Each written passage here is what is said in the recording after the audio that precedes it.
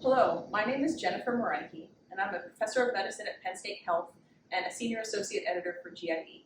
I'm thrilled today to be here with my colleague, Dr. Matthew Moyer, who's a professor of medicine at Penn State Health and the director of the pancreatic cyst program here. He's also a master advanced endoscopist. Hello, Matt, how are you? Hi, Jen. I'm glad you were doing this with us today. So congratulations on your article being published in GIE, Top Tips for EUS-guided Pancreatic Cyst Chemoablation. Can you talk a little bit about some of the most important aspects of this procedure, starting at the beginning? Yeah, it's a great question because I think it's of a lot of interest to people today. And I would say, and you and I have had this discussion before and you're well aware of this, but I would say the first thing you kind of want to get across as a key aspect of ablation is careful patient selection. That's something that we can't overemphasize, really. So most pancreatic cysts are small, they're less than 2 centimeters, and they're best treated by monitoring it using your ACG guidelines for surveillance. Alternatively, those that have multiple high-risk features or stigmata of malignancy should really be evaluated by a multidisciplinary committee at a high-volume center and surgery considered if appropriate. But for those patients in between those two situations and have cysts that are technically amenable to ablation, I think that's where this minimally invasive treatment option really kind of flourishes.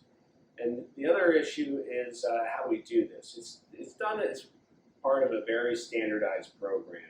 So as you know, here at Penn State, we have a team that's specialized into this. Our multidisciplinary group is well aware of this, so our surgeons, our radiologists, our interventionists are well aware of ablation, of interpretation of images, of following these patients, and that works quite well. So getting to that point about the importance of having a standardized approach and team members who are well acquainted with the devices and the techniques, do you have a handful of nurses? How are they trained? How does that all go about? Yeah, so we leave that up to the nurses a little bit about how many of them, they're volunteers, and actually there are 3 here at Penn State that are involved in that team. That's really important because they know how to set it up, they know how to do it efficiently, they know some of the potential pitfalls of the procedure, and here they take a lot of pride being part of that group, and we think that that's a great part of this.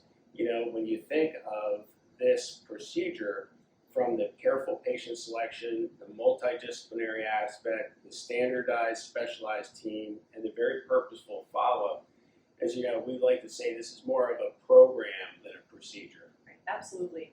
Can you talk a little bit about some of the nuts and bolts of the actual procedure? Like, what does your setup look like? You know, what are some of the devices that you're using in terms of needle gauge size, how the admixture is instilled into the pancreatic cyst? How does that all happen? Yeah, right. So some of the more important aspects of the actual procedure are the day that you do the procedure, the endoscopy tech will probably go get your syringe, which is filled in the appropriate amount of admixture in a chemotherapy container, and they'll bring that up about an hour or 2 prior to procedure start time. This will be full of your agent, and really what we want to do is we should mention that there's a maximum 25 cc's of ablation cocktail. You've gotten whatever you've ordered, and prior to the procedure, you really want to just encourage the plunger forward a little bit so that you advance it through the connector tubing. That eliminates any air in the line. You don't want to inject air because when you do that, you'll blind yourself because when the air goes in the cyst, you won't be able to see the needle tip anymore. You want to make sure that these connections are very snug, and you want to make sure you're using a high pressure setup with PVC-free plastic, otherwise the paclitaxel will react with it over time, causing leaks. So this is all polycarbonate. So then the nurse will connect this to a gun. This is a simple Boston Alliance 2 gun. It's strapped in there. We use a 50 cc syringe, although for today's video we put in a 30 cc syringe just for demonstration purposes.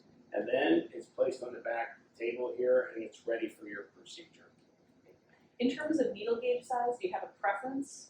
Yeah, great question. We get that a lot. You know, what should we use as far as needle size? And I would put it this way. We generally use 19 gauge needle. That's our workhorse needle because both infusing this agent, which is viscous, paclitaxel is very viscous, and removing the mucinous fluid, which is also sometimes very viscous as well. The 19 gauge needle really makes that a lot more efficient and decreases dwell time during the procedure. So you're going to remove all of the fluid, aspirating it almost dry. You're going to keep a little bit of rim of mucinogenic fluid around the needle tip.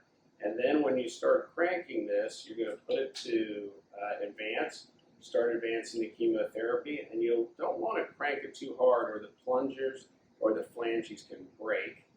And then as soon as you've got the same amount of fluid in as the mucinogenic fluid was removed, you've reconstituted the cyst to its original size and dimension, and you're done. Then you simply put it to neutral and you pull it out. Now, you can use a 22 gauge needle for those tough spots like getting into the onsonet, or you're trying to stake through some vessels, or maybe it's a very small cyst, 2.5 centimeters, and you don't really think you need a 19. That's certainly possible, but I think for most cases, we're trying to use the 19. Okay. Any last parting tips?